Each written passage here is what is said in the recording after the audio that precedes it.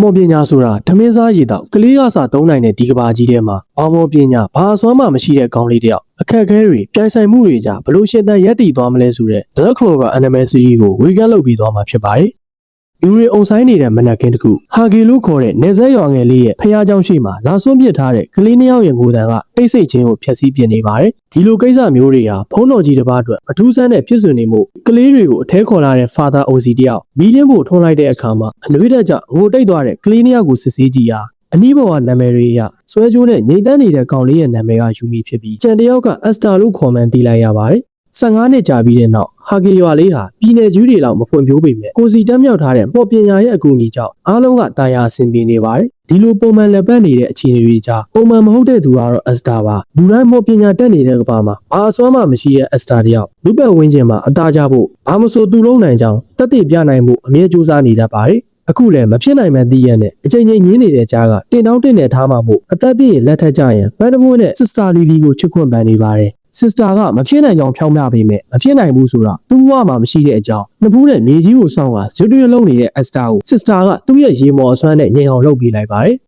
ကလေးတွေဝိုင်းလောင်နေတဲ့ကြားကတိုက်ဆိုင်ရောက်လာတဲ့ယူမီကပါဆရာကြီးလေတံဖမ်းပြနေတာကြောင့်ဥဒုကြောခတ်တယ်လို့ဖြစ်လာတဲ့ Esther ကနှစ်ယောက်သားဘိုင်ဝမ်းရှင်ကြဖို့စိန်ခေါ်တဲ့အခါမော်ပညာမတက်တဲ့လူတယောက်ဖို့ထပ်မံလောင်ရဲစရာဖြစ်နေပြန်ပါတယ်။မိမိတက်ကျွမ်းထားတဲ့ကိုကာရလေ့ကျင့်ခန်းတွေလုပ်ပြနေပေမဲ့ဟာသားတစ်ခုထက်ပိုမလာပဲ Sister လိုင်းလေးယူလာတဲ့အဝတ်စားတွေကိုမော်အစွမ်းသုံးကရှော့ဖွတ်ပြနေတဲ့ယူမီကိုတော့အားလုံးကလက်ခုပ်တီးနေတာကြောင့်အစွမ်းစားကိုပြသဖို့ထင်းခွဲမဲ့နေရာကိုပြေးသွားပေမဲ့ယူမီကပဲသူ့ရဲ့မော်ပညာနဲ့လက်ဦးသွားပါတယ်။ Crash မှာမျက်နှာမရတဲ့အပြင်ကလေးတွေကပါလောင်ရင်နေကြပြီမို့အားငယ်သွားတဲ့ Esther ဟာ Grimoire စာအုပ်သာရရင်မော်ပညာတစ်ခုခုအသုံးပြုလာနိုင်မယ့်အကြောင်း Sister Lily ကိုယ်တိုင်ကအားပေးတဲ့အခါမှာခွန်အားတွေပြည့်လာပြီး Grimoire စာအုပ်ကိုယူဖို့နဲ့မော်စစ်တီဖွဲ့ထဲဝင်မော်ပညာတစ်ပါးဖြစ်လာဖို့ကြုံသွားလိုက်ပါတယ်။အဲ့ဒီနောက်တဦးတည်းသောညီကိုတဦးတည်းသောတငယ်ချင်းဖြစ်တဲ့ယူမီကိုအဖော်ညှိလိုက်ပေမဲ့အဖမ်းမလုပ်ပဲလှည့်ပြန်သွားတာကြောင့်ခံမြင့်စိတ်နဲ့ကြွားပြင်းကိုပြေးထွက်ခဲ့လိုက်ပါတယ်။ကြံခဲ့တဲ့ Sister တယောက်ဖះเจ้าတွေကယူမီထန်လိုက်သွားပြီး Esther ကိုရင်းရင်းနှီးနှီးဆက်ဆံပေးဖို့နဲ့အမြဲတမ်းလိုတပူးတ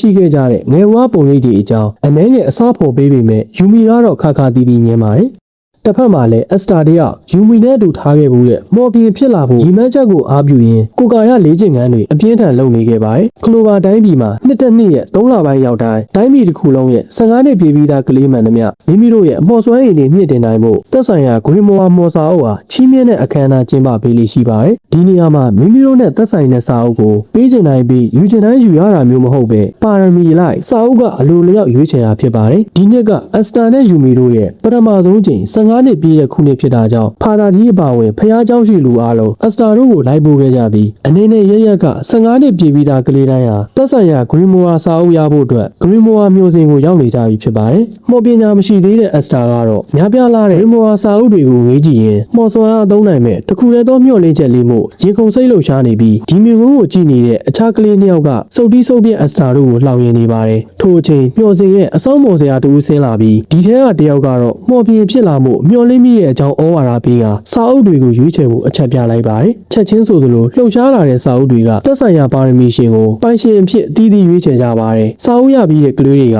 သူ့ဟာသေးတဲ့ငါဟာကြီးတဲ့လုံနေကြပြီးအချို့ကလည်းမြို့တန်လုံလုံးမဲ့သူမော်စစ်တီတက်ထဲဝင်မဲ့သူဖြစ်နေချိန် Esther ကတော့သူ့စီမော်စာအုပ်ရောက်မလာသေးတာကြောင့်ဆရာကြီးကိုမေးခွန်းထုတ်နေပါတယ်။သူကိုယ်တိုင်လည်းဘာမှမတတ်နိုင်တဲ့ဆရာကြီးကနောက်နှစ်မှထပ်ကြိုးစားဖို့ပြည်သူတွေတုတ်ပြန်လိုက်တာကြောင့်အားလုံးက Esther ကိုဝိုင်းလောင်နေကြချိန်ရုတ်တရက်အယောင်လေးဖြာထွက်လာတဲ့စာအုပ်ကယူမီကိုရွေးချယ်လိုက်ပြီးပါမန်စာအုပ်တွေလိုမဟုတ်ပဲပွန်ဖက်၄ခုပါတဲ့စာအုပ်ဖြစ်နေပါတယ်။ကြီးမားတဲ့မော်စွမ်းအားရှိပြီးကံကောင်းမှုကိုယူဆောင်လာပေးတဲ့ဒန္တာဤစာအုပ်တစ်ဖြစ်လဲပွန်ဖက်၄ခုပါ Grimoire စာအုပ်ဟာတစ်ချိန်ကတီထောင်သူမော်ပင်ကြီးရခဲ့မှုတဲ့စာအုပ်ဖြစ်ပါတယ်။ဒီခိုက်တန့်ကြောင့်ဆရာကြီးအပါဝင်အားလုံးပါဇက်အဟောင်းသားဖြစ်နေတဲ့အချိန်စာအုပ်ပိုင်ရှင်ယူမီကငါမော်ပင်ဖြစ်လာမဲ့သူလို့ကြွေးကြော်လိုက်တာနဲ့တပြိုင်နက်မျောစင်တစ်ခုလုံးဂုံပြူတန်လေးနဲ့ပွဲကျသွားခဲ့ပါတယ်။ရုတ်တရက်စာအုပ်တော်မရတဲ့ Esther ကကိုရည်သွေးပြနေတာကြောင့်အားလုံးရဲ့လောင်ရီတာခံနေရပြီးယူမီကပါမတန်သလိုခြေပသွားတာကြောင့်တစ်ချက်ကနေနှစ်ချက်ဖြစ်ခဲ့ရပါတယ်။အားလုံးရဲ့နောက်ွယ်မှာတော့အခြေအနေကိုစောင့်ကြည့်နေသူတယောက်ရှိပြီးသူတားခတ်ထားတဲ့စာအုပ်ဟာဖုံးဆိုးရွာငယ်လေးကယူမီရသွားတာမို့လွယ်ကူသွားတဲ့အစီအစဉ်အတွက်ဝမ်းသာအားရဖြစ်နေပါတယ်။ လောင်ပြောင်ခံရတာ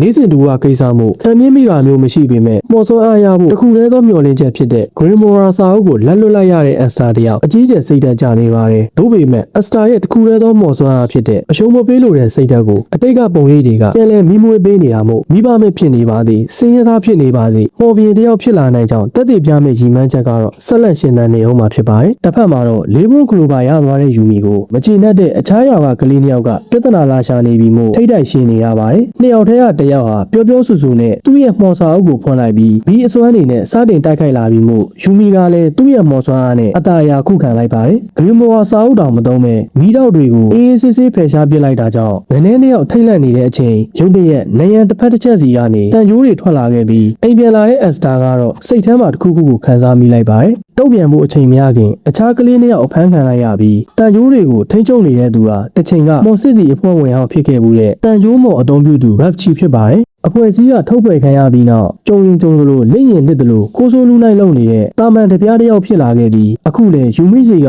ပိုးဖက်၄ချက်ပါမှော်စာအုပ်ကိုတမင်တကာဝင်လူတာဖြစ်ပြီးပိုင်ရှင်မဟုတ်ရင်အစွမ်းသုံးလို့မရပေမဲ့မှောင်ကူဈေးကွက်မှာတော့ဒီလိုရှားပါးစာအုပ်မျိုးကဈေးကောင်းရတဲ့အတွက်မတမာသူတွေဖို့တော့မျက်စိကျစရာဖြစ်ပါတယ်ယူမီကိုပါတန်ချိုးနဲ့ချုံနှောင်လိုက်ပြီးတဲ့နောက်စာအုပ်လက်ထဲရောက်နေရတော့အတော်မတတ်နိုင်နေတဲ့ Gapchi ကလေဘင်းကဆွဲကြိုးကိုပါလှမ်းယူဖို့ပြင်နေစဉ်သူ့ရဲကောင်းဆန်ဆန်ခုံဝင်လာတဲ့အက်စတာတယောက်နေရန်နဲ့ဝင်တိုင်းမိပြီးရုပ်ပြက်စင်းမြက်ဖြစ်နေပါတယ်။ဂမူရှူတို့ပြန်ထပြီးစာအုပ်ကိုပြန်မေးဖို့တောင်းတဲ့အခါယူတယောက်လိုရင်းနေတဲ့ Gapchi ကတိုက်ခိုက်ဖို့ဟန်ပြနေပြီးမို့ယူမီကထွက်ပြေးဖို့ပြောပေမဲ့တဆူထိုးဆန်လွန်းတဲ့အက်စတာကတော့ဂယုမဆိုင်ပဲပြေးဝင်လာပါတယ်။မင်းနဲ့ချင်းဆိုင်ဦးတီလာနေတဲ့တန်ကြိုးတွေဟာကတိကတ်သက်ရှောင်တိန်ပြီးတဲ့နောက်အနားကိုရောက်အောင်ကတ်နိုင်ခဲ့ပြီးမဲ့တိုက်ခွင့်မသာပဲချုံနှောင်ခံလိုက်ရတဲ့အက်စတာတယောက်အနောက်ကထွက်လာတဲ့တန်ကြိုးတွေနဲ့တိုက်ခိုက်ခံလိုက်ရပါတယ်။ထိခိုက်မှုကပြင်းထန်လွန်းတာကြောင့်ဒီတစ်ချိန်တော့ချက်ချင်းပြန်မထနိုင်ပေမဲ့တကယ်အပြင်လောကရဲ့မော်စွမ်းအားကိုကိုကာယတက်တက်လေးချင်းယုံနဲ့ရှင်နိုင်မှာမဟုတ်ကြောင်းတွေးနေစဉ်အနားရောက်လာတဲ့ Gapchi ကပခုံးပေါ်ကိုခြေထောက်နဲ့တင်လိုက်ပါတယ်။ထုံးစံအတိုင်းအရှုံးမပေးဖို့ပြန်အားတင်းနေပေမဲ့တဦးတယောက်ရဲ့မော်စွမ်းအားကိုတန်ကြိုးနဲ့ထိလိုက်ယုံနဲ့တင်အနေအမြအာယုံခံနိုင်တဲ့ Gapchi က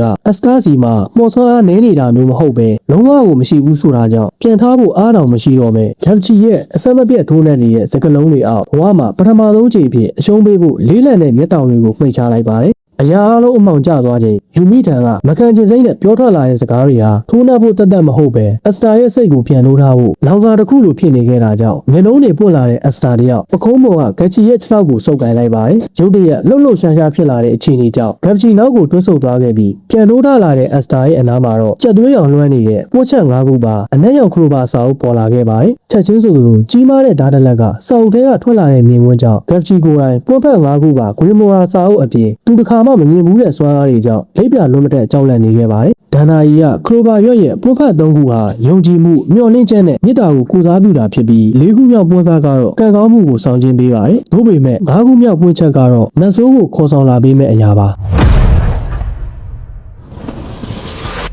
ကဲဒါကတော့ Black Clover Anime Series ရဲ့ Season 1 Chapter 1ဖြစ်ပါတယ်။ Channel ပိုင်းလို့ဆက်လက်တင်ဆက်ပေးပါဦးမယ်။ကြိုက်နေတဲ့ဆိုရင် Channel လေးကို Like and Subscribe လေးလုပ်ထားပေးခဲ့ကြပါဦးဗျ။ကြည့်ရှုအားပေးတဲ့တယောက်ချင်းစီတိုင်းကိုကျေးဇူးအများကြီးတင်ပါတယ်။